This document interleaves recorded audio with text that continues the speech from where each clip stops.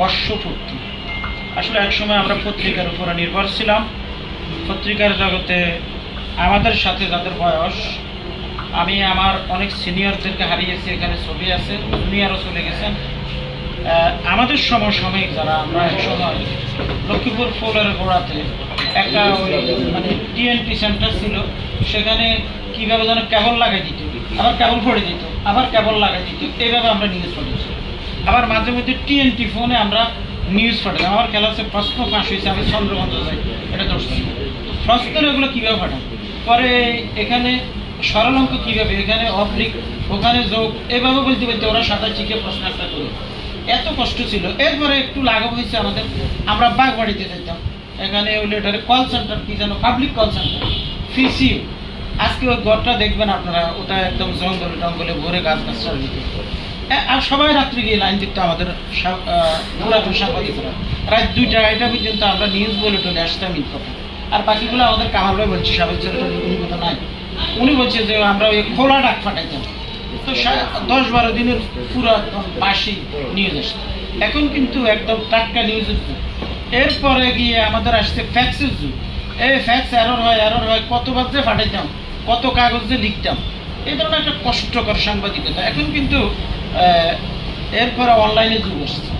অনলাইনে আমরা লিখে টিকে মোটামুটি এখন কম্পোজ করে এখান থেকে রেডি করে দিই। পত্রিকা অফিসেরও কষ্ট কম, আমাদেরও কষ্ট অনেক কমেছে। কিন্তু এর মাঝে মাঝে কিন্তু আবার যে নেগেটিভ কিছু দিকও নাই এমন না আছে, সেগুলো এখন বলতে গেলে আমাদের সময় নষ্ট হচ্ছে। এখন সর্বশেষ আসলে প্রিন্ট মিডিয়ার প্রতি এখনও মানুষ তাকিয়ে থাকে, কিন্তু সংখ্যা কমে গেছে। কারণ প্রতিটা মানুষ একজন, আমি মনে করি যার কাছে একটা মোবাইল আছে, তিনি একজন মাল্টিমিডিয়া সাংবাদিক।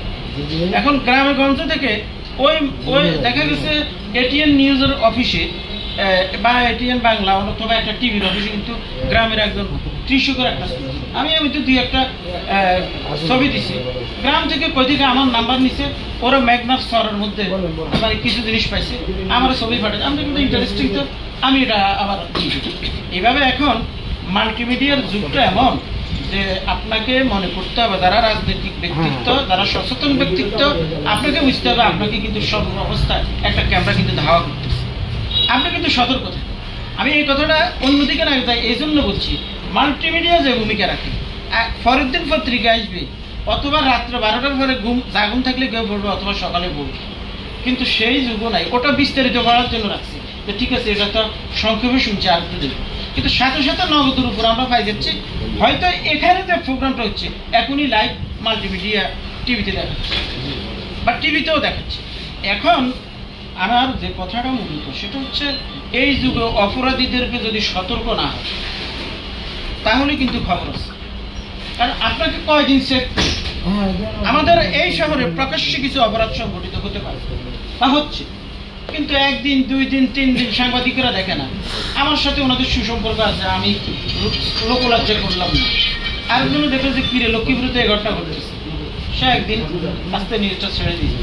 এখন আপনি রাগ করলেন, এটা উনি হলুদ সাংবাদিক। খারাপ সাংবাদিকদেরকে আমরা নিন্দা করি, ভুয়া নিউজ কোনো সাংবাদিক যেন না করে। তারপরও মানুষ তো সমান না, এই সমাজে যেহেতু দূষিত, সমাজে খারাপ মানুষ আছে, সাংবাদিকদের মধ্যে ভালো মন্দ আছে, অস্বীকার করার কোনো জোর, কিন্তু ভালো সাংবাদিকতা আছে। এখন আপনার বিরুদ্ধে যখন নিউজ হবে তখন উনি হলুদ সাংবাদিক। আপনি অপরাধের বিরুদ্ধে চিঠি করবেন, আমার মতো লোক আমারে বলে মুস্তাক হলুদ সাংবাদিক। একটা সুস্পষ্ট অপরাধের বিরুদ্ধে যদি আমি প্রতিবাদ করতে যাই, আমি হয়ে যাবো হলুদ সাংবাদিক। এগুলো অপরাধীরা ছেড়ে দেয়, যারা এগুলো বলেন ওরা অপরাধী। ওরা দেখা যায় যে আরেকখানে গাড়িতে চাঁদা ওঠে, আরেক জায়গায় সে অপকর্ম করে, এই জন্য আরেকজনের বিরুদ্ধে আক্রমণ করে। সুতরাং সাংবাদিক আপনাদের এই সমাজের জন্য প্রয়োজন, এটা বুঝতে হবে। যদি 1 সপ্তাহ মিডিয়া বন্ধ থাকে, নিউ ইয়র্ক শহরে আমি একসময় শুনছিলাম বক্তৃতা, পুরো বলতে পারবো না, 1 মিনিটের জন্য কারেন্ট গেছে, সেখানে হাজার হাজার লক্ষ লক্ষ অপরাধ সংঘটিত হয়ে গেছে। 1 মিনিটের জন্য বিদ্যুৎ ছিল না। মিডিয়া 1 সপ্তাহ সিদ্ধান্ত নেই কত অপকর্ম ঘটবে।